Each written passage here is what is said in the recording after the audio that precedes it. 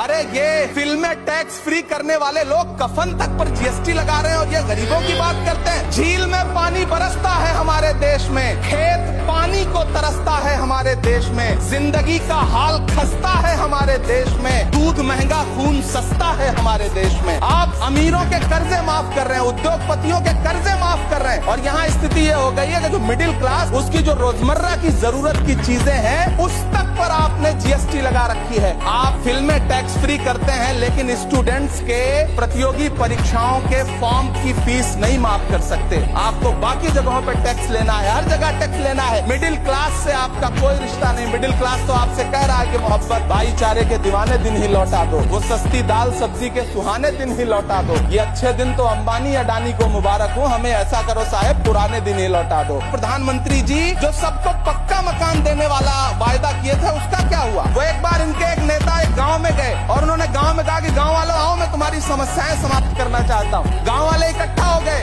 नेताजी ने गांव वालों से कहा बताओ तुम्हारी दो समस्याएं बताओ, मैं दोनों समस्याओं का यहीं पे समाधान करूंगा। तो गांव वालों ने कहा साहब हमारी पहली समस्या है कि हमारे यहाँ कोई हॉस्पिटल नहीं है। तो नेताजी ने मोबाइल निकाला, कहीं फोन मिलाया और मिला के फोन पे पता नहीं क्या कुछ कहा कि यहाँ गाँव में हॉस्पिटल नहीं है, हॉस्पिटल तुरंत यहाँ हॉस्पिटल चाहिए। गाँव वाले खुश हो गए कि 1 मिनट में यहाँ हॉस्पिटल आ रहा है। अगली समस्या के बारे में उन्होंने नेताजी ने गाँव वालों से कहा कि मैंने आपकी पहली समस्या समाप्त कर दी, दूसरी समस्या बताओ। तो गांव वालों ने कहा साहब इस गांव में कोई भी मोबाइल का नेटवर्क ही नहीं है। ये है इनके काम करने का तरीका, ये है झूठ बोलने का तरीका।